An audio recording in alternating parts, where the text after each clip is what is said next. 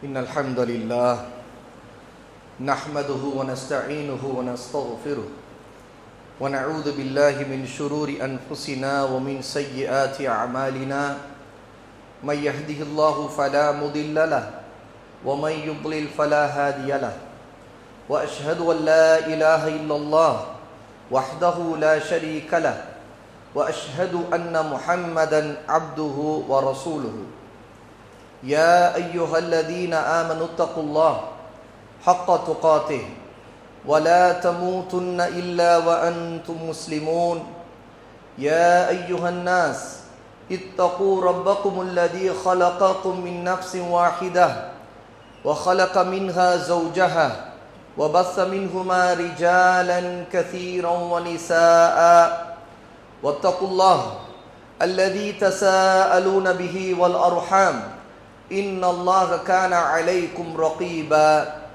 يا أيها الذين آمنوا اتقوا الله وقولوا قولا سديدا يصلح لكم أعمالكم ويغفر لكم ذنوبكم ومن يطع الله ورسوله فقد فاز فوزا عظيما أما بعد فإن أصدق الحديث كتاب الله وأحسن الهدي هدي محمد صلى الله عليه وسلم وشر الأمور محدثاتها وكل محدثة بدعة وكل بدعة ضلالة وكل ضلالة في النار.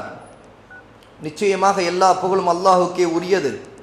அவனையே புகழ்கிறோம், அவனிடமே உதவி தேடுகிறோம், அவனிடமே பாவ மன்னிப்பையும் கேட்கிறோம். நம்முடைய கெட்ட எண்ணங்களை விட்டு கெட்ட செயல்களை விட்டு அல்லாஹ்விடம் பாதுகாவல் தேடுகிறோம். அல்லாஹ் யாருக்கு நேர்வழி காட்டி விட்டானோ அவர்களை வழிகெடுப்பவர்கள் யாரும் இல்லை. அல்லாஹ் யாரை வழிகேட்டில் விட்டு விட்டானோ அவர்களுக்கு நேர்வழி காட்டுபவர்கள் யாரும் இல்லை. வணக்கத்திற்குரிய இறைவன் அல்லாஹுவை தவிர வேறு யாரும் இல்லை. அவன் தனித்தவன், அவனுக்கு இணை துணை யாரும் இல்லை என்று நான் சாட்சி சொல்கிறேன். முஹம்மது ஸல்லல்லாஹு அலைஹி வஆலிஹி வஸல்லம் அல்லாஹுடைய ஒரு அடிமை, அல்லாஹுடைய ஒரு தூதர் என்றும் நான் சாட்சி சொல்கிறேன். அன்பிற்குரியவர்களே, அல்லாஹ்வின் அடியார்களே, பெரியோர்களே, சகோதர சகோதரிகளே, முஆத் இப்னு ஜபல் ரலியல்லாஹு அன்ஹு என்கிற ஒரு நபித்தோழர். ஜபல் என்பது அவருடைய தந்தை பெயர். அவர்கள் பிறந்தது மதீனாவில்.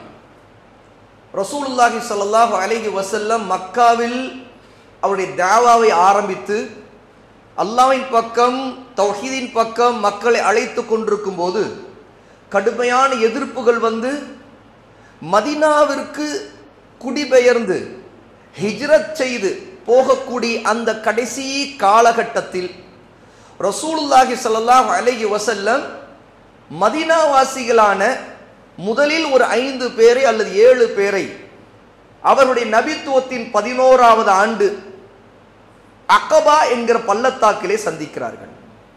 ஹஜ்ஜுடைய காலத்தில் மதீனாவிலிருந்து கிளம்பி வந்தவர்கள் இவர்கள்.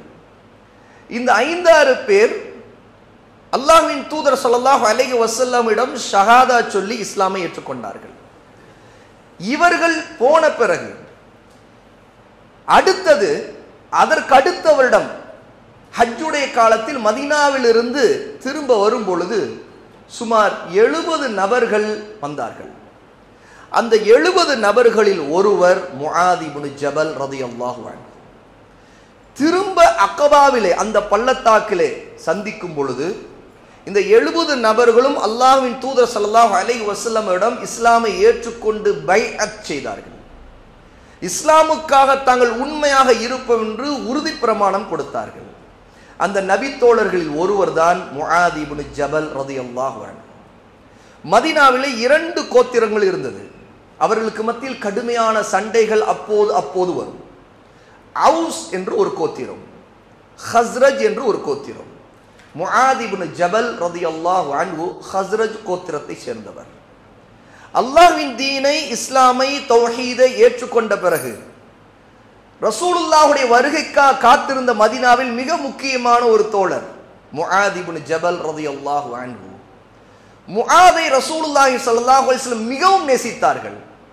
எந்த அளவுக்கு என்று கேட்டால் ரசூலுல்லாஹ் முஆதுடைய கையை, தோல் புஜத்தை பிடித்து, முஆதே, நான் உன்னை அல்லாஹ்வுக்காக நேசிக்கிறேன் என்று சொன்னார்கள். உனக்கு நான் ஒரு துஆவை சொல்லித் தருகிறேன் என்று சொன்னார்கள். ரசூலுல்லாஹ் ஒருவரை நேசித்தால் அந்த நேசத்தை காட்டுவதற்கு ரசூலுல்லாஹ் அன்பளிப்பு கொடுப்பது உண்டு. முஆதுக்கு ரசூலுல்லாஹ் அந்த நேரத்தில் கொடுத்த அன்பளிப்பு ஒரு துஆ. அந்த துஆ தான் ஒவ்வொரு தொழுகைக்கு பிறகும் ரசூலுல்லாஹ் உம்மத்துக்கு கற்றுக் கொடுத்த துஆ. அல்லாஹும்ம அஇன்னி அலா திக்ரிக வ ஷுக்ரிக வ ஹுஸ்னி இபாதத்திக். அல்லாஹ்வே, உன்னிடம் நான் உதவி கேட்கிறேன், உன்னை நினைவு கூறுவதற்கு, உன்னை வணங்குவதற்கு, அலா திக்ரிக வ ஷுக்ரிக உனக்கு நன்றி செலுத்துவதற்கு, வ ஹுஸ்னி இபாதத்திக் அழகான முறையில் நீ ஏற்றுக்கொள்ளும் விதத்தில் உன் நபியை பின்பற்றக்கூடிய சாலிகான முறையில் உன்னை வணங்குவதற்கு. இந்த துஆவை முஆத் இப்னு ஜபல் ரலியல்லாஹு அன்ஹு தான் நமக்கு அறிவிக்கிறார்கள். ரசூலுல்லாஹ் அவர்களுக்கு இதை கற்றுக் கொடுத்ததாக.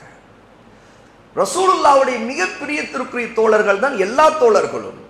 ஆனால் தனித்து ரசூலுல்லாஹி ஸல்லல்லாஹு அலைஹி வஸல்லம் ஒருவரை பார்த்து உங்களை அல்லாஹ்வுக்காக நேசிக்கிறேன் என்ற அந்த அந்தஸ்து, சொல்லப்பட்ட அந்தஸ்து முஆத் இப்னு ஜபல் ரலியல்லாஹு அன்ஹுக்கு உண்டு.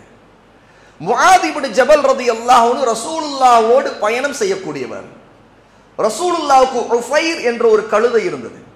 அந்த கழுதையிலே ரசூலுல்லாஹ் உட்கார்ந்து பயணம் செய்யும் பொழுது ரசூலுல்லாஹ்வுக்கு பின்னாடி முதுகுப்புறம் ஒரே கழுதையில் உட்கார்ந்து கொண்டு பயணிக்கக்கூடிய ஒரு பாக்கியம் முஆத் இப்னு ஜபல் ரலியல்லாஹு அன்ஹு கிடைத்தது. அந்த பாக்கியத்தை முஆத் சொல்லும் போது நமக்கு கிடைத்த ஹதீஸ்கள் இருக்கிறது. தௌஹீதுடைய ஹதீஸ், ஷிர்கின் கடுமையை சொல்லக்கூடிய ஹதீஸ்.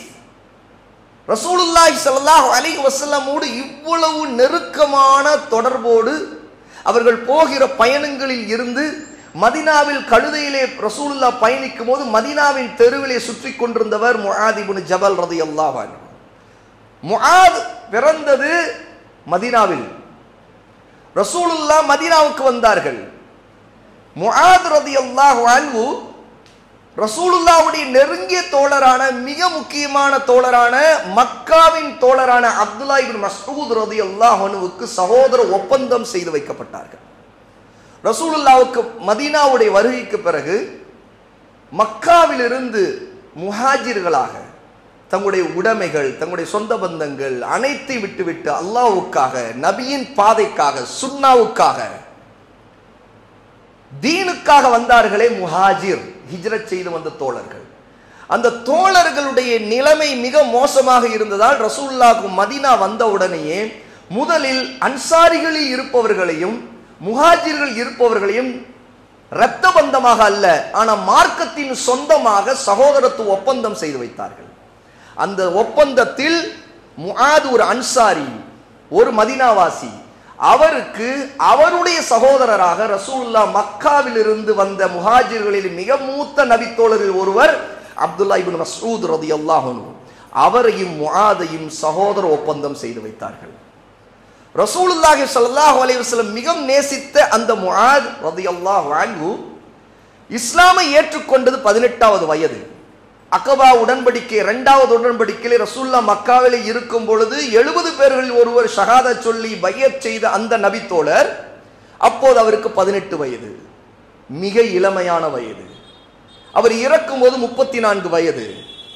அதிகபட்சம் கிட்டத்தட்ட 16 வருடங்களில் ரசூல் ஸல்லல்லாஹு அலைஹி வஸல்லமோடு பயணித்த வாழ்க்கை இருக்கிறதே, அந்த தாவாவுடைய வாழ்க்கை, தௌஹீதுடைய வாழ்க்கை. அந்த தௌஹீதுடைய வாழ்க்கையில் அவருடைய ஈமானுடைய அந்தஸ்து எவ்வளவு உயர்த்தப்பட்டது என்றால், ரசூலுல்லாஹி ஸல்லல்லாஹு அலைஹி வஸல்லம் தன்னுடைய இறுதி காலத்தில் யமன் தேசத்திற்கு ஆளுநராக அனுப்புவதற்கு தேர்ந்தெடுத்தது முஆத் இப்னு ஜபல் ரலியல்லாஹு அன்ஹு அவர்களை தான். ரசூலுல்லாஹி ஸல்லல்லாஹு அலைஹி வஸல்லம் முஆதை யமனுக்கு ஆளுநராக அனுப்பி வைத்தார்கள். முஆத் யமனிலே இருக்கும் பொழுது ரசூலுல்லாஹி ஸல்லல்லாஹு அலைஹி வஸல்லம் இங்கே மதீனாவில் மரணம் அடைந்தார்கள். முஆத் ரசூலுல்லாஹ்வுடைய மரணத்தின் போது மதீனாவில் இருக்கவில்லை. அல்லாஹ்வின் தூதர் தேர்ந்தெடுத்த ஆளுநர் முஆத். அல்லாஹ்வின் தூதர் மிகவும் நேசித்து கைபிடித்து தோள்பிடித்து உன்னை அல்லாஹ்வுக்காக நான் நேசிக்கிறேன் என்று சொல்லப்பட்டவர் முஆத். இன்னும் அது மட்டுமல்ல, ரசூலுல்லாஹ் பெயர் சொல்லி ஒவ்வொரு நபி தோழர்களுக்கும் சில சிறப்புகளை சொல்லும் போது அந்த சிறப்பிலே முஆத் இப்னு ஜபல் ரலியல்லாஹு அன்ஹுக்கு மிக தனித்துவமான ஒரு சிறப்பை சொன்னார்கள். அந்த ஹதீஸ் மிக முக்கியமான ஹதீஸ். அதிலே முஆத் ரலியல்லாஹு அன்ஹு மட்டுமல்ல, இன்னும் பல நபித்தோழருடைய சிறப்பை அங்கே பார்க்கலாம். இந்த ஹதீஸை அனஸ் இப்னு மாலிக் ரலியல்லாஹு அன்ஹு நமக்கு அறிவிக்கிறார்கள். இமாம் ஹாக்கிமும் திர்மிதியும் அவர்களுடைய ஆதாரபூர்வமான ஹதீஸாக இதை பதிவு செய்திருக்கிறார்கள். قال رسول الله صلى الله عليه وسلم ارحم امتي بامتي ابو بكر. என்னுடைய உம்மத்திலே, என்னுடைய சமுதாயத்திலே மிகவும் கருணை உள்ளவர், என் சமுதாயத்தின் மீது மிகவும் கருணை உள்ளவர் அபூ பக்ர், முதலாவது நபித்தோழர். இந்த சிறப்பு அபூபக்கருக்கு. அதற்கடுத்து ரசூலுல்லாஹ் சொல்றாங்க வ அஷத்துஹும் ஃபி அம்ரில்லாஹி உமர். அல்லாஹ்வின் சட்டங்கள் விஷயத்தில் கடுமையானவர் உமர். அல்லாஹ்வுடைய விஷயம் என்று வந்து விட்டால், மார்க்கம் என்று வந்து விட்டால் சமரசத்துக்கு இடமில்லை, கடுமையாக இருப்பார். ஷித்தா அஹ்லு சுன்னாவாக இருந்தார். சுன்னாவை பின்பற்றியதிலே அவர் ஒரு காலம் யாரிடம் வளைந்து கொடுக்க மாட்டார். யார் அவர்? உமர் ரலியல்லாஹு அன்ஹு. ஆகவே அபூபக்கர் கருணையின் வடிவம், உம்மத்தின் கருணை, உம்மத்துக்கு கருணை.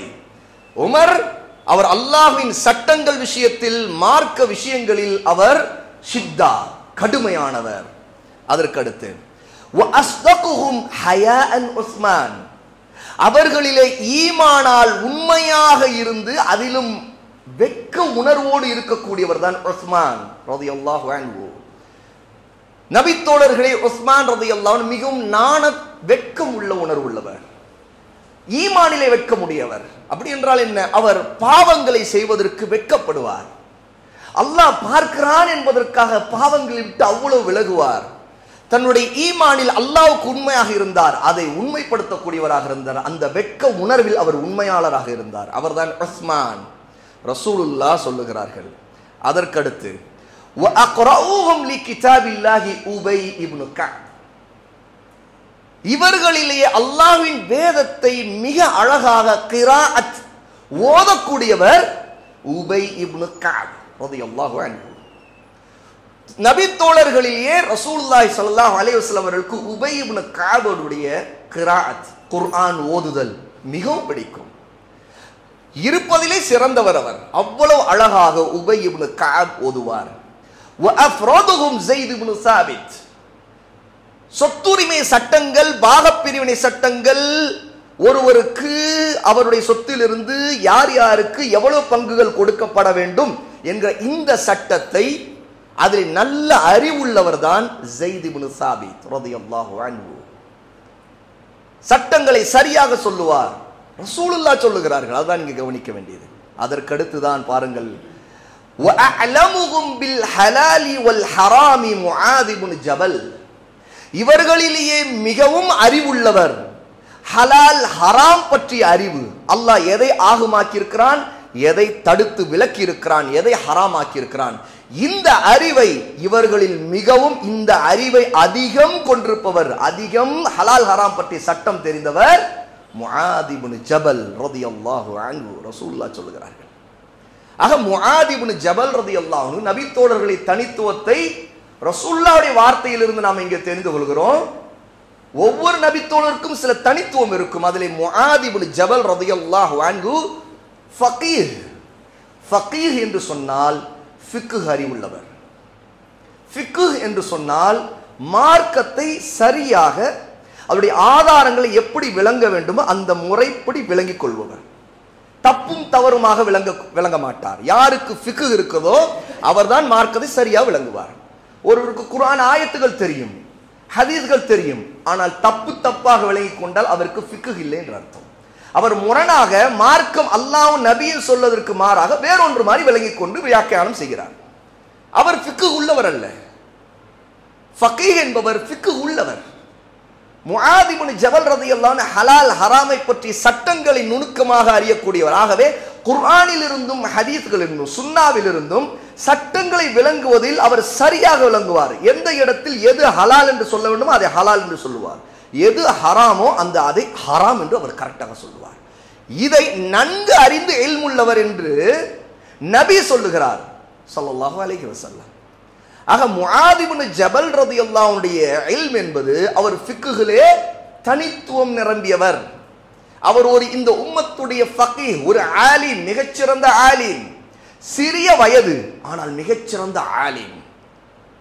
அல்லாஹ் சுப்ஹானஹு வ தஆலா மை யுரிதில்லாஹு பிஹி கைரன் யுஃபக்கிஹு ஃபித்தீன். அல்லாஹ்வுடைய நபி சொல்லுகிறார், யாருக்கு அல்லாஹ் மார்க்கத்தில் நன்மையை நாடுகிறானோ, ஒரு சிறப்பை நாடுகிறானோ, அவருக்கு மார்க்கத்தில் ஃபிக்ஹை, சரியான புரிந்துணர்வை, விளங்குதலை அல்லாஹ் கொடுப்பான். இந்த கைரை, இந்த நன்மையை அடைந்தவர் முஆத் இப்னு ஜபல் ரலியல்லாஹு அன்ஹு. ரசூலுல்லாஹ்வுடைய தோழர்களிலே ரசூலுல்லாஹ் அங்கீகரிக்கப்பட்ட, அவருடைய வார்த்தையால் அங்கீகரிக்கப்பட்டவர். இந்த ஹதீஸுடைய கடைசியிலே ரசூலுல்லாஹ் சொல்ல, அலா, நன்கு தெரிந்து கொள்ளுங்கள், வ இன்ன லி குல்லி உம்மத்தின் அமீனன், நன்கு தெரிந்து கொள்ளுங்கள், ஒவ்வொரு உம்மத்திற்கும், ஒவ்வொரு சமுதாயத்திற்கும் நம்பிக்கைக்கு உரியவர் ஒருவர் இருப்பார். அமீன், நம்பிக்கைக்குரியவர், நம்பகமானவர். சொல்லிவிட்டு சொல்ல, வ இன்ன அமீன ஹாதிஹில் உம்மதி அபூ உபைதா இப்னு அல் ஜர்ராஹ், நிச்சயமாக இந்த உம்மத்திற்கு அமீனாக, நம்பிக்கைக்குரியவராக இருப்பவர் யார் என்றால் அபூ உபைதா இப்னு அல் ஜர்ராஹ் ரலியல்லாஹு அன்ஹு. இது ஒரு ஆதாரபூர்வமான ஹதீஸ். ஆக இந்த ஹதீஸிலிருந்து இது ஒரு மிகப்பெரிய ஆதாரம். முதலாவது, நபி தோழர்கள் எல்லோரும் ஒரே தரமானவர்கள் அல்ல. அவங்களுடைய கல்வியிலே வித்தியாசம் இருக்கும், அவங்களுடைய பின்பற்றுதலில் உறுதித்தன்மையில் வித்தியாசம் இருக்கும். ரசூலுல்லாஹி ஸல்லல்லாஹு அலைஹி வஸல்லம் அந்த வித்தியாசத்தை தனித்து குறிப்பிட்டு அவரவருடைய சிறப்பை காட்டியிருக்கிறார்கள். அந்த சிறப்புகளில் ரசூலுல்லாஹ் அபூபக்கருடைய சிறப்பையும், உமருடைய சிறப்பையும், உஸ்மானுடைய சிறப்பையும் இப்படி சொல்லிக்கொண்டே வரும்போது, முஆத் இப்னு ஜபல் ரலியல்லாஹு சிறப்பு ஹலால் ஹராம் என்று சட்டங்கள் என்றால் அவரிடம் கேட்க வேண்டும், அவர் நன்கு அறிந்தவர் என்று சொல்லுகிறார்கள். ஆக இந்த வார்த்தை ரசூலுல்லாவுக்கு நெருக்கமாக இருந்து ரசூலுல்லாவிடம் வந்து கல்வியை தேடுவதில் ஒரு அர்ப்பணம் உள்ள ஒருவருக்கு மட்டும்தான் இந்த வார்த்தை ஒரு மிகச்சிறந்த ஆசிரியரிடமிருந்து ஒரு மிகச்சிறந்த மாணவருக்கு கிடைக்கும். அந்த மாணவர் முஆத் இப்னு ஜபல் ரலியல்லாஹு அன்ஹு. கல்வியை நபித்தோழர்கள் தேடிய விதமும் இன்று நாம் தேடிக்கொண்டிருக்கிற முறையும் எவ்வளவு பாரதூரமாக, எவ்வளவு பெரிய வித்தியாசமானது என்பதை இங்கே நான் புரிந்து கொள்ளலாம். கல்வியை தேடிக்கொண்டிருப்பவர் சரியான ஆசிரியரிடம் தேடும் பொழுது அந்த ஆசிரியர் மூலம்தான் இவர் இதற்கு தகுதியானவர், இவருக்கு இந்த அறிவு இருக்கிறது என்று சொல்ல முடியும். ஆகவேதான் அஹ்லு சுன்னா அஸ்ஸலஃபியுடைய சரியான கல்வி தேடலின் வழிமுறையில் ஒன்று, நீங்கள் யாரிடமிருந்து கல்வி எடுக்கிறீர்களோ, மார்க்கத்தை கற்றுகளோ, அவர் யார் என்று தெரிய வேண்டும், அவருடைய கல்வியை தெரிய வேண்டும், அவருடைய தராதரம் தெரிய வேண்டும். இரண்டாவது, அந்த ஆசிரியர்கள் சொல்ல வேண்டும், இவருக்கு இந்த அறிவு, இந்த விஷயத்தில் நன்கு கல்வி இருக்கிறது. ஆகவேதான் நம்முடைய சலஃபுடைய வழிமுறை கல்வியை யாரிடமிருந்து எதை கேட்டாலும் அவன் சொன்னான், இவன் சொன்னான், இவர் சொல்றார், அவர் சொல்றார் என்று கேட்பதல்ல, எடுத்துக்கொள்வதல்ல. தகுதியானவரிடம் எடுக்கப்பட வேண்டும். தகுதியானவர்கள் தகுதியானவர்களை குறிப்பிட்டு காட்ட வேண்டும். இது ஒரு சுன்னா, இது ஒரு மன்ஹஜ், இதுதான் வழிமுறை மார்க்க கல்வி அடைவதில்லை. இங்கே பாருங்க, முஆத் இப்னு ஜபல் ரலியல்லாஹு அன்ஹுக்கு அவருடைய மிகச்சிறந்த ஆசிரியர் சொல்லுகிறார்கள், இவரிடமிருந்து ஹலால் ஹராமை தெரிந்து கொள்ளுங்கள். ஸைத் இப்னு சாபித்திடமிருந்து சொத்து பங்கீடு சட்டங்களை தெரிந்து கொள்ளுங்கள். உபை இப்னு காபிடமிருந்து நீங்கள் குர்ஆன் ஓதுவதை கற்றுக்கொள்ளுங்கள். கருணையும் மிகச்சிறந்த கருணையும் இந்த உம்மத்திற்கு காட்டுவதற்கு அபூபக்கரிடமிருந்து கற்றுக்கொள்ளுங்கள். மார்க்க சட்டங்களில் எந்த விதத்திலும் சமரசம் இல்லாமல் உறுதியாக நிற்பதற்கு அந்த கடுமையை நீங்கள் உமரிடமிருந்து கற்றுக்கொள்ளுங்கள். நம்பகத்தன்மைக்கு அபு உபைதாவிடமிருந்து கற்றுக்கொள்ளுங்கள். முஆத் இப்னு ஜபல் ரலியல்லாஹு அன்ஹுடைய மிகச்சிறந்த ஒரு தனித்துவமான சிறப்புகளிலே இது ஒன்று. ரசூலுல்லாஹி ஸல்லல்லாஹு அலைஹி வஸல்லம் இதையெல்லாம் சொல்லுவதற்கு முன்பு முஆத் இப்னு ஜபல் ரலியல்லாஹு அன்ஹு முஸ்லிமான நேரத்திலேயே அவருடைய ஈமான், அவருடைய தக்வாவும் தௌஹீதில் அவரிடம் இருந்த உறுதியும் வெளிப்பட்டது. அவர் பனு சலமா குடும்பத்தை சேர்ந்தவர். அவருடைய கோத்திரம் ஹஸ்ரஜுடைய கோத்திரம். அவருடைய குடும்பம் பனு சலமா குடும்பம். அந்த பனு சலமா குடும்பம் மதீனாவுடைய கொஞ்சம் ஒதுக்குப்புறமான பகுதியில் இருந்தவர்கள். முஆத் ஜபல் ரலியல்லாஹு அன்ஹு முஸ்லிமான நேரத்திலே அவர்கள் எந்த அளவுக்கு தௌஹீதுடைய பிரச்சாரத்தில் தன்னுடைய குடும்பத்தாரிடம் தங்களுடைய சமுதாயம் வாழ்ந்து கொண்டிருந்த அந்த பனு சலமாவுக்கு மத்தியில் என்ன செய்தார்கள் என்பது வரலாறு நமக்கு சொல்லுகிறது. அவர்களும் அவர்களோடு இன்னும் சில தோழர்கள், குறிப்பாக தஅலபா இப்னு அனாமா, அப்துல்லா இப்னு உனைஸ் ரலியல்லாஹு அன்ஹுமா, இந்த ரெண்டு நபி தோழர்களையும் சேர்த்துக் கொண்டு முஆத் இப்னு ஜபல் ரலியல்லாஹு அன்ஹு தன்னுடைய பனு சலமா கூட்டத்தில் தாவாவை ஆரம்பித்த நேரத்தில் தௌஹீதை முன்னிறுத்தி அவர்கள் தாவாவை ஆரம்பித்து பனு சலமா வணங்கி கொண்டிருந்த சிலைகளை உடைத்தார்களாம். எப்படி சொந்த மக்கள் செய்யக்கூடிய ஷிர்க்குகளை வெளிப்படையாக அங்கே வந்து அதிகாரத்தோடு இறங்கி வேலை செய்ய முடியுமோ அது போன்ற ஒரு தாவாவை, வலிமையான தாவை முஆத் இப்னு ஜபல் ரலியல்லாஹு தன்னுடைய குடும்பத்தார் தான் வாழக்கூடிய பகுதியிலே தன்னை அறிந்த மக்களுக்கு மத்தியிலே தௌஹீதை எடுத்து சொல்லும் பொழுது தன்னுடைய குடும்பத்திலிருந்து அவர்கள் ஆரம்பித்ததிலே ஒன்று சிலைகளை உடைத்தார்களாம். அவை முஆத் இப்னு ஜபல் இளைஞர்களிலே அவ்வளவு தௌஹீதிலே உறுதியாக இருந்தவர். அல்லாஹ்வுக்கு தவிர வேறு எவனுக்கும் எதற்கும் இபாதா இல்லை. எல்லா இபாதத்துகளும் எண்ணத்தால், சொல்லால், செயலால் அத்தனையும் ரப்புல் ஆலமீன் அல்லாஹ் ஒருவனுக்கு மட்டும்தான் உரியது என்பதை அந்த அளவுக்கு மிக அழுத்தமாக ஆணித்தரமாக தௌஹீதை எடுத்துச் சொல்லக்கூடியவராக முஆத் இப்னு ஜபல் ரலியல்லாஹு அன்ஹு இருந்தார்கள். 18 வயது. வரலாறிலே முஆத் இப்னு ஜபல் ரலியல்லாஹு அன்ஹு வர்ணிக்கும் பொழுது எப்போதுமே அவர் தனக்கு சுர்மா போட்டுக் கொண்டிருப்பார். அவருடைய முகம் பளபளவென்று மின்னும். அவர் மார்க்கத்திலே உறுதியை, அல்லாஹ்வுக்கு கீழ்ப்படிவதிலே உறுதியை, இபாதத்து செய்வதிலே அர்ப்பணம் மிக்கவர், நீண்ட நேரம் தொழக்கூடியவர். முஆத் இப்னு ஜபல் ரலியல்லாஹு அன்ஹு மதீனாவில் இருக்கின்ற நேரத்தில், ரசூலுல்லாஹ் இருக்கின்ற நேரத்தில் அவர்கள் மீது ஒரு குற்றச்சாட்டு வந்தது. ரசூலுல்லாஹ்வுடையே சுற்றி கொண்டிருந்து ரசூலுல்லாஹ்வோடு தொழுது விட்டு முஆத் இப்னு ஜபல் ரலியல்லாஹு அன்ஹு தன்னுடைய சமுதாயம், தன்னுடைய குடும்பத்தார் இருக்கக்கூடிய பனு சலமா கூட்டத்திடம் இரவின் நெருக்கத்தில் செல்லுவார்கள். மக்ரிபுக்கு பிறகு இஷாவுடைய நேரத்திலே போவார்கள். இங்க ரசூலுல்லாஹ்வோடு தொழுது விடுவார்கள். அங்கே போய் அங்கே தன்னுடைய கூட்டத்தில் இருக்கிற மக்களுக்கு, அங்கே முஸ்லிமானவர்களுக்கு முஆத் தொழுகை நடத்துவார். ஒரு இமாமாக தொழுகை நடத்துவார். ஒரு இஷாவுடைய தொழுகையில் முஆத் இப்னு ஜபல் ரலியல்லாஹு அன்ஹு தொழுகையிலே நின்று இமாமத் செய்து தொழுகிறார்கள். என்ன செய்தார்கள் தெரியுமா? சூரா அல் பக்ராவை ஓதினார்கள். குர்ஆனிலேயே இருப்பதிலே மிகப்பெரிய சூரா அதுதான், சூரா அல் பக்ரா. நீண்ட நேரம் ஓதுகிறார். ஓத ஓத ஓத நீண்ட நேரம் போகிறது. முஆத் இப்னு ஜபல் ரலியல்லாஹு அன்ஹுக்கு பின்னே நின்று மக்கள் தொழ முடியாமல் அவர்களில் ஒருவன் அவர் தொழுகை விட்டு விட்டு போய்விட்டார். முஆத் தொழுகிறார் என்றால் நான் வரமாட்டேன் என்று தொழுகை நடத்தினாலும் வரமாட்டேன் என்று சொன்னார். என்னால் முடியாது, அவருக்கு பின்னே நின்று தொழ முடியாது. இது ஒரு குற்றச்சாட்டாக ரசூலுல்லாஹ்விடம் போனது. முஆத் ரலியல்லாஹு அன்ஹு இப்படி நீண்ட நேரம் சூரா பக்ராவை ஓதி தொழுகை நடத்தியதை கேள்விப்பட்ட பிறகு ரசூலுல்லாஹ் வருத்தப்பட்டார்கள். வருத்தப்பட்டு விட்டு ஃபதானுன் ஃபதானுன் ஃபதானுன், சோதனையை ஏற்படுத்துகிறாயே, ஃபித்னா ஃபித்னா ஃபித்னாவை ஏற்படுத்தி விட்டாயே அவர்களுக்கு. ரசூலுல்லாஹ் 3 தடவை வருத்தப்பட்டு சொன்னார்களாம். அதாவது நீண்ட நேரம் தொழுகை நடத்தக்கூடிய அந்த ஒரு ஈமான், இதற்கும் ரசூலுல்லாஹ்வோடு தொழுது விட்டு தான் அவர் அங்கே போய் இமாமத் செய்தார். ஆனாலும் அங்கே சுருக்கமாக முடித்து விட்டு போகலாம் என்று அவர் நினைக்கவில்லை. பின்னாடி இருப்பவர்களை பற்றியும் அவர் நினைக்கவில்லை. அவர் இமாமத் செய்கிறார், நீண்ட சூரா ஓதினார்.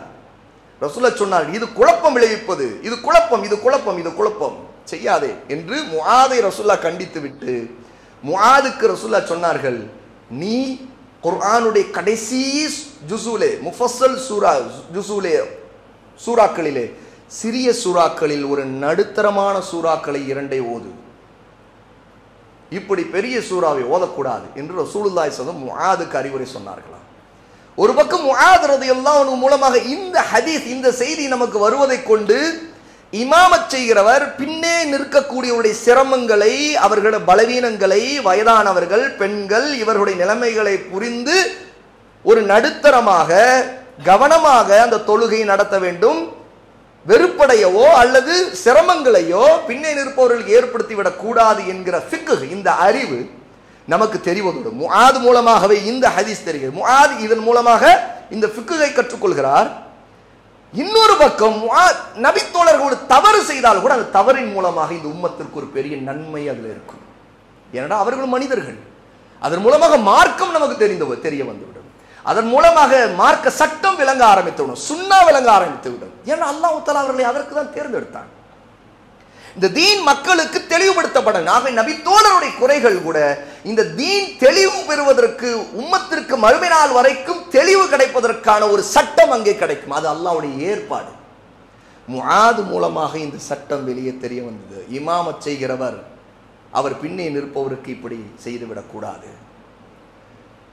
ரசூலுல்லாஹி ஸல்லல்லாஹு அலைஹி வஸல்லம் இந்த அளவுக்கு முஆத் ரலியல்லாஹு அன்ஹுடைய வாழ்க்கையின் மூலமாக நமக்கு தீனை கற்றுக் கொடுத்திருக்கிறார்கள் என்பதையெல்லாம் நாம் இந்த செய்தியின் மூலமாக தெரிந்து கொள்கிறோம். அல்லாஹ்வுடைய நபி ஸல்லல்லாஹு அலைஹி வஸல்லம் முஆத் இப்னு ஜபல் ரலியல்லாஹு அன்ஹு அவர்களை யமன் தேசத்திற்கு ஆளுநராக அனுப்பும் போது செய்த அறிவுரைகள் மிக பிரபலமானவை. அதெல்லாம் தனித்தனி ஹதீஸுகளாக நாம் படிக்க வேண்டியவை. இதிலே முஆத் ரலியல்லாஹு அன்ஹுவை ரசூலுல்லாஹ் அனுப்பி வைத்த பிறகு ரசூலுல்லாஹ்வுடைய கடைசி காலம் முஆத் அனுப்பப்படுகிறார். முஆத் இல்லாத நிலையில் ரசூலுல்லாஹ்வுக்கு அல்லாஹ் தஆலா மரணத்தை ஏற்படுத்துகிறான். முஆத் அப்போது ரசூலுல்லாஹ்வுக்கு அருகிலே இல்லை. ரசூல் ஸல்லல்லாஹு அலைஹி வஸல்லம் மரணத்திற்கு பிறகு இந்த தகவல் முஆதுக்கு போன பிறகு அடுத்தது அபூபக்கர் ரலியல்லாஹு அன்ஹு ஆட்சி காலத்தில் முஆத் திரும்ப யமனிலிருந்து மதீனாவுக்கு வருகிறார். மதீனாவுக்கு வந்த பிறகு உமர் ரலியல்லாஹு அன்ஹு இனி முஆதை மதீனாவை தவிர எங்கேயும் அனுப்பிவிடக்கூடாது, மதீனாவிலே அவர் இருக்க வேண்டும் என்று விரும்பினார்கள். ஆனால் அபூபக்கர் ரலியல்லாஹு அன்ஹு இப்படிப்பட்ட ஆளுமை மிக்க ரசூலுல்லாஹ்வால் யமன் தேசத்திற்கு ஆளுநராக அனுப்பப்பட்ட இவ்வளவு சிறந்த ஒருவரை இங்கே மதீனாவிலே வைத்திருப்பதை விட ஒரு தேசத்திற்கு பயனளிக்க வேண்டிய இவரை அடுத்து வேறு தேசத்திற்கு அனுப்புவோம். ஆகவே ஷாமுக்கு அனுப்பி வைத்தார்கள். உமர் அபூபக்கரிடம் விடமாட்டேன் என்று சொன்னார்கள். நீங்கள் தயவு செய்து அவரை நீங்கள் அனுப்பாதீர்கள், அவர் இங்கே இருக்க வேண்டும், ஏனென்றால் அவரிடம் நாங்கள் படிக்க வேண்டும் என்று சொன்னார்கள். யார் சொல்லுகிறார்? உமர் சொல்லுகிறார், இங்க இருக்கிற உம்மத், இங்க இருக்கிற நம்முடைய சமுதாயம் அவரிடமிருந்து படித்துக் கொள்ள வேண்டியது இருக்கிறது, மார்க்கத்தை கற்றுக்கொள்ள வேண்டியது இருக்கிறது, ஹதீஸ்களை படிக்க வேண்டியது இருக்கிறது. நீங்கள் அவரை அனுப்புகிறேன் என்று சொல்லுகிறீர்களே, என்னால் பொறுக்க முடியவில்லை. ஆகவே அமீருல் முஃமினீன், நீங்கள் அவரை இங்கேயே தங்க வையுங்கள், இங்கேயே அவர் இருக்க வேண்டும் என்று விரும்பினார்கள். உமர் ரலியல்லாஹு அன்ஹு. உமர் ஒருவரை இந்த அளவுக்கு ஆதரித்து இவ்வளவு ஆசைப்படுகிறார் என்றால் அது முஆதுடைய தனிச்சிறப்பு. அதே நேரத்தில் இன்னொரு பக்கம் அபூபக்கர் மதீனாவில் இருக்கிற நாம் பயனடைவது இருக்கட்டும், ஆனால் அவர் ஒரு தேசத்திற்கே பயன் தர வேண்டியவர். ஆகவே அவரை ஷாமுக்கு அனுப்பி வைக்கிறேன் என்று சொல்லி உமர் சொன்னதை ஏற்றுக்கொள்ள மாட்டேன் என்று சொல்லிவிட்டு அபூபக்கர் ரலியல்லாஹு அன்ஹு ஷாமுக்கு அனுப்பி வைத்தார்கள். அல்லாஹு தஆலா அதே ஷாமில் தான் முஆத் இப்னு ஜபல் ரலியல்லாஹு அன்ஹுவுக்கு மரணத்தை நாடி இருந்தான்.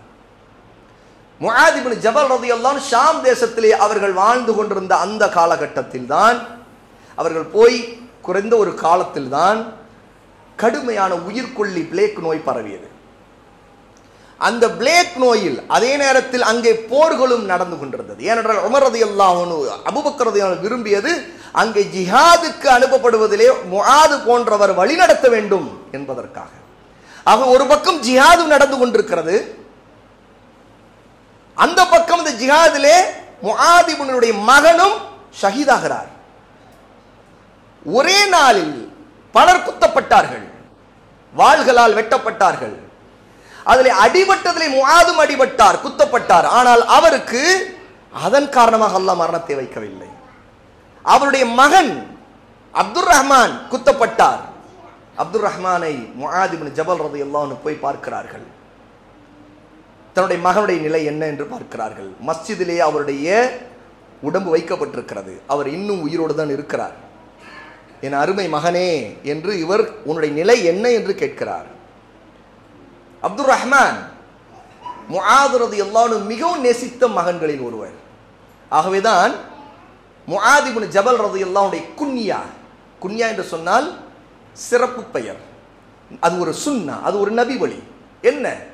அபு என்று அல்லது ஒரு பெண்ணுக்கு உம்மு என்று சேர்த்து பிள்ளையுடைய பெயரை வைத்து கூப்பிடுவது, அல்லது பிள்ளைகளோட யார் வைத்து கூப்பிட வேண்டியதா இருக்கலாம். ஏதோ ஒரு பொருளின் அபு ஹுரைரா என்று ஒரு குட்டி பூனை, அபு ஹுரைரா குட்டி பூனையின் தந்தை. அபு துராப் அலி ரலியல்லாஹு அன்ஹுக்கு ஒரு குன்யாது, மண்ணின் தந்தை, துராப் மண். அபு பக்ர் ஒரு குட்டி ஆடு, அதன் தந்தை. இப்படிப்பட்ட அபு என்ற பெயரோடு சேர்த்து அபு உபைதா, அபு சலமா பிள்ளைகளுடைய பெயர். இது ஒரு சுன்னா. குழந்தை இல்லாதவர் கூட வைத்துக் கொள்வது சுன்னா. ஆயிஷா ரலியல்லாஹு அன்ஹா யா ரசூலுல்லாஹ் எனக்கு குழந்தையே இல்லை, நான் எப்படி குன்யா வைத்துக் கொள்வது என்று கேட்டார்கள். ரசூலுல்லாஹ் சொன்னார்கள், நீ அஸ்மாவுடைய மகன் இருக்கிறார் அப்துர் ரஹ்மான், நீ உம்மு அப்துர் ரஹ்மான் என்று சொன்னார்கள். நீ அப்துர் ரஹ்மானுடைய தாய் உம்மு அப்துர் ரஹ்மான், அப்படி வைத்துக்கொள். ஆக தன்னுடைய சகோதரி அஸ்மாவுடைய மகன் அப்துர் ரஹ்மானுடைய பெயரை வைத்து இணைத்து உம்மு அப்துர் ரஹ்மான் என்று ஆயிஷா அந்த குன்யா வைத்துக் கொண்டார். குழந்தையே இல்லை, ஆனால் குன்யா இருந்தது. முஆத் ரலியல்லாஹுடைய குன்யா அபு அப்துர் ரஹ்மான், அப்துர் ரஹ்மானுடைய தந்தை. அவர் அப்துர் ரஹ்மான் என்ற மகன் இருந்தார், மிகவும் நேசித்தார். குத்தப்பட்டு ரத்தம் வழிகிற அந்த நேரத்தில் இருந்த தன் மகனுடைய நிலைமையை மதிய நேரம் மஸ்ஜிதிலே உடம்பு கொண்டு வரப்பட்டு மகனிடம் கேட்கிறார், எப்படி இருக்கிறாய், என்ன?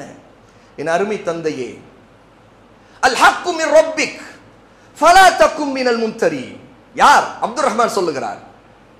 அல் ஹக் சத்தியம், தௌஹீத், அல் இஸ்லாம் மின் ரப்பிக் உங்கள் இரட்சகனிடமிருந்து வந்தது. ஃபலா தகும் மினல் மும்தரி, இதிலே சந்தேகப்படுபவர்களில் நீங்கள் ஆகிவிடாதீர்கள். இது அல்லாஹ்வுடைய ஆயத். இந்த ஆயத்தை அப்துர் ரஹ்மான் தன்னுடைய தந்தை முஆதிடம் ஓதி காட்டுகிறார். அவ்வளவுதான் அவருடைய வார்த்தை வந்தது. இதை கேட்டவுடனே முஆத் சொன்னார்கள், சதஜிதுனி இன்ஷா அல்லாஹு மினஸ் சாபிரீன், அல்லாஹ் நாடினால் பொறுமைசாலிகள் ஒருவராக என்னை நீ பார்ப்பாய் என்று சொன்னார்கள். மகன் இறக்க போகிற நேரம் நெருங்கி கொண்டிருக்கிறது. அல்லாஹ் நாடினால் பொறுமைசாலியாக நான் இருப்பேன் அல்லாஹ்வுக்காக. அடுத்து இரவு நேரத்தில் அந்த மகன் இறந்து விட்டார். ரெண்டு பேருமே, மகனும் குர்ஆனுடைய ஆயத்தை கொண்டு சொல்லுகிறார், தந்தை முஆதும் குர்ஆனுடைய ஆயத்தை கொண்டு பதில் அளித்தார். தந்தை சொன்ன பதில் இப்ராஹீமிடம் இஸ்மாயில் சொன்ன பதில். உன்னை அறுப்பதாக நான் கனவு கண்டேன் என்று சொல்லும் பொழுது இஸ்மாயில் அலைஹிஸ்ஸலாத்து வஸ்ஸலாம் சொன்னார்கள், சதஜிதுனி இன்ஷா அல்லாஹு மினஸ் சாபிரீன், என் தந்தையே, அல்லாஹ் நாடினால் பொறுமையாளர்கள் ஒருவனாக என்னை நீங்கள் பார்ப்பீர்கள், சபரோடு இருப்பேன். இந்த வார்த்தையை முஆத் சொன்னார்கள், மகனே, நீ என்னை விட்டு போகிற நேரம் வந்தாலும் நான் அல்லாஹ்வுக்காக பொறுமையாகத்தான் இருப்பேன், அல்லாஹ்வின் மார்க்கத்தில் இருப்பேன் என்று சொன்னார். அதான் முஆத் இப்னு ஜபல் ரலியல்லாஹு அன்ஹு. அவர்கள் முஆத் பிளேக் நோயின் மூலமாக படுக்கையிலே அவர்கள் இறந்தார்கள். அல்லாஹு தஆலா இந்த மரணத்தையும் ஷுஹதாக்களுடைய ஷஹீதுகளுடைய மரணமாக ஆக்கினான். இதுதான் முஆத் இப்னு ஜபல் ரலியல்லாஹு அன்ஹுடைய வாழ்க்கையின் சுருக்கம். அல்லாஹு தஆலா நபி தோழர்களை நேசிக்கக்கூடிய, அவருடைய கல்வியிலிருந்து பயன்பெறக்கூடிய, அவர்களைப் போல ஆழமாக மார்க்கத்தை எவரும் அதற்கு பிறகு பின்னே வரக்கூடியவர்கள் விளங்கி சிறந்தவர்களாக ஆக முடியாது என்பதற்கெல்லாம் ஒரு ஆதாரம் முஆத் இப்னு ஜபல் ரலியல்லாஹு அன்ஹுடைய வாழ்க்கை. அல்லாஹு தஆலா அவருடைய வாழ்க்கையிலிருந்து பயன்பெறக்கூடியவர்களாக நம் அனைவரையும் ஆக்குவானாக. ஆமீன்.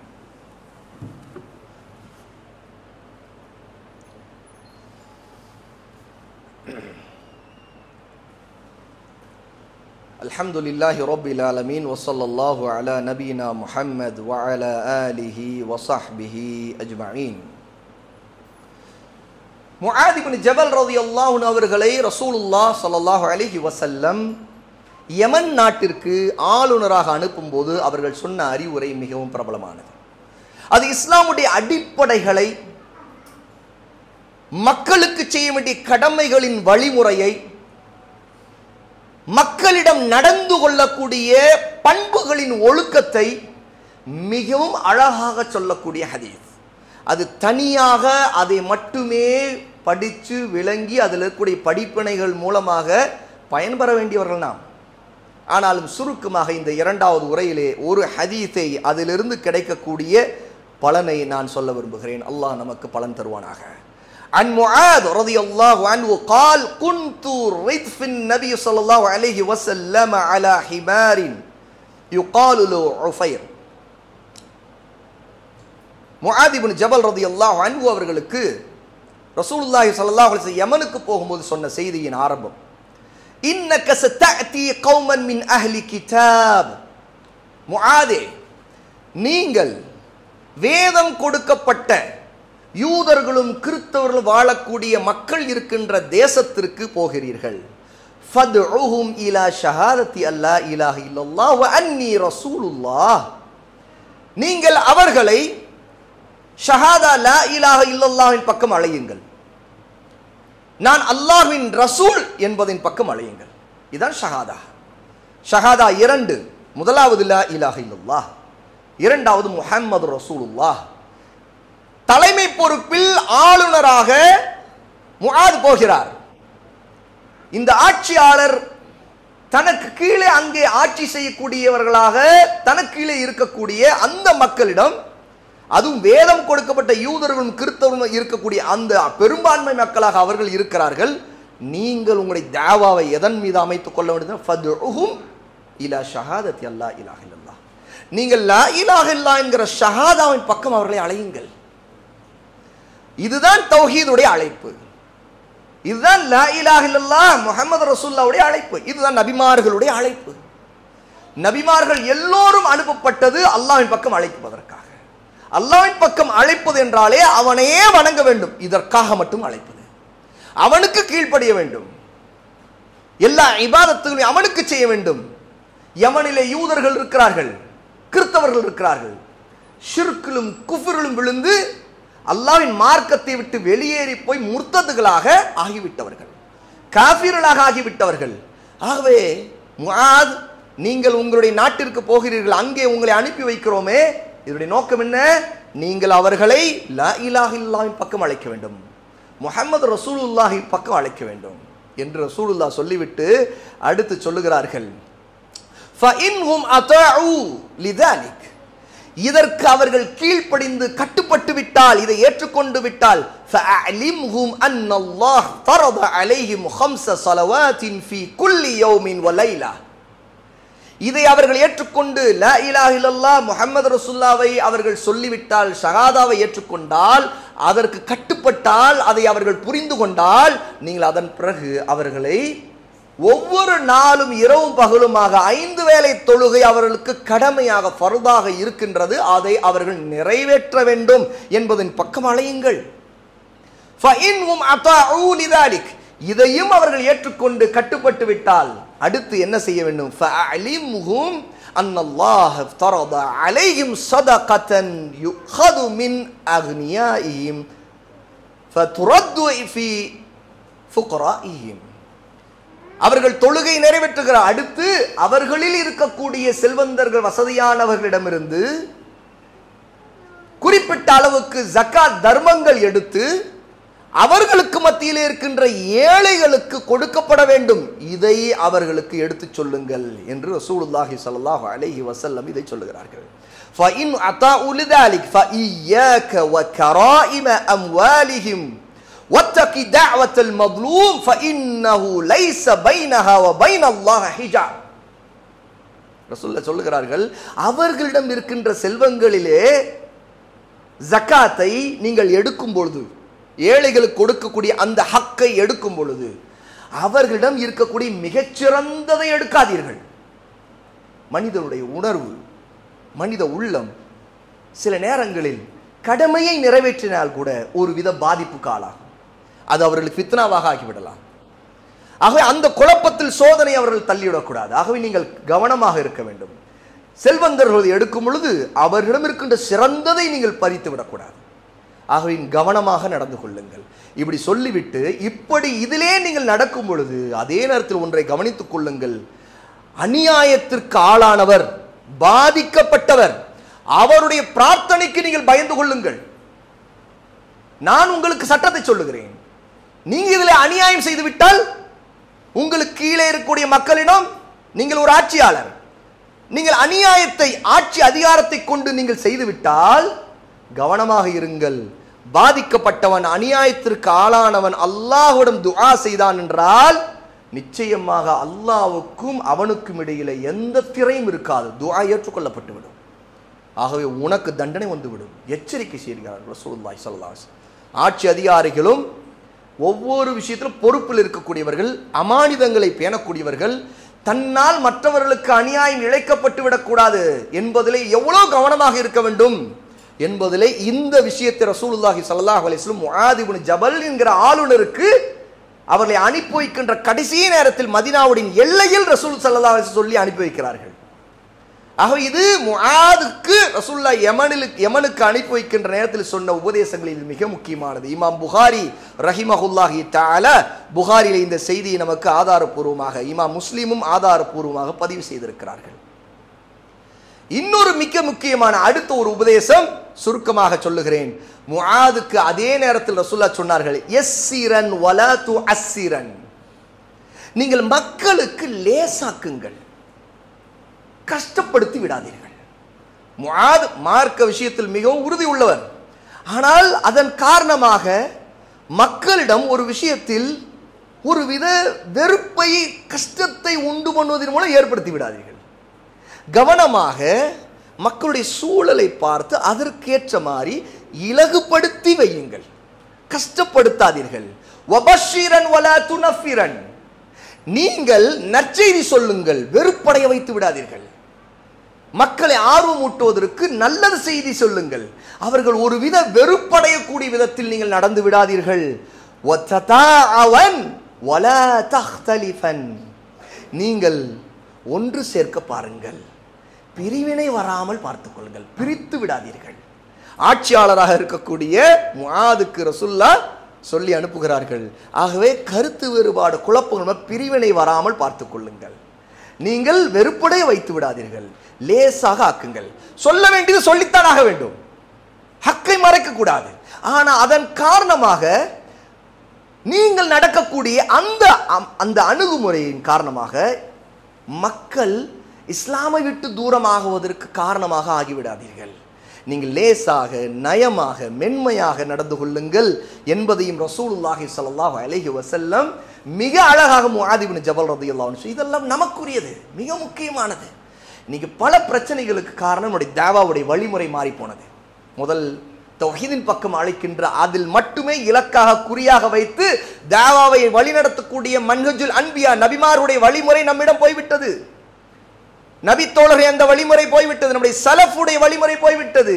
எவ்வளவோ குழப்பங்கள், அரசியல், அது இது என்று போட்டு சமூகம் அல்லாஹ்வின் பக்கம், அவனுடைய தீனின் பக்கம், அவனுடைய இபாதத்தின் பக்கம், தௌஹீதின் பக்கம் இணைக்கப்படுவதை காட்டிலும் எது அவர்களுக்கு ஃபித்னாவாக ஆகுமோ அதையெல்லாம் அதிகமாக பேசி அதன் மூலமாக வழிகெடுக்கக்கூடிய தாயிகள் பல நேரத்தில் சமூகத்தில் வழிகெட்ட முறையில், இஹ்வானிய முறை, இஹ்வானுல் முஸ்லிமின் போன்றவர்களுடைய முறை, ஹிலாஃபா அரசியல் முறை அல்லது உலக அரசியலை பேசுவதன் மூலம் முறை, இதன் காரணமாக மக்கள் அந்த அரசியலை பேசி பேசி பேசி பேசி குதர்க்கங்களும் முரண்பாடுகளும் உருவாகி வெறுப்பு பரவுவதற்கு காரணமாகிறது. முஆத் இப்னு ஜபல் ரலியல்லாஹு அன்ஹு ஆளுநர், ஆனால் அவருக்கு ரசூலுல்லாஹ் சொன்னார்கள், நீங்கள் அரசியல் செய்ய போகவில்லை, நீங்கள் தௌஹீதை சொல்ல போகிறீர்கள். ஒரு ஆட்சியாளராக இருக்கிறவருக்கு அவர் தௌஹீதை சொல்லுபவர் என்றால் அதிகாரம் இல்லவர் தான், மக்களோடு அதிகம் கலந்திருப்பவர். அவர் தௌஹீதின் பக்கம் உறுதியாகவும் தௌஹீதின் தாவாவை முன்னெடுக்கக்கூடியவராக இருக்க வேண்டும், ஃபித்னாவை செய்யக்கூடாது. இரண்டாவது, அநீதி இழைத்தல், அநியாயம் ஆளாகி மக்கள் சபிக்கக்கூடிய நிலையை ஏற்படுத்துகிற நிலை. இன்னைக்கு பல நேரங்களில் ஒரு சகோதரருக்கு, ஒரு சகோதரிக்கு இப்படி பல அநீதிகளை நம் சமூகத்தில் சாதாரணமாக அவருடைய துஆ, அவர்கள் அல்லாஹ்விடம் கையேந்தக்கூடிய நிலைக்கு ஆளானால் நாம் அல்லாஹ்விடம் சிக்கிக் கொள்வோமே, தண்டிக்கப்படுவோமேங்கிற பயம் இல்லாத நிலை இன்னைக்கு சமூகத்தில் பரவிக்கொண்டே இருக்கிறது.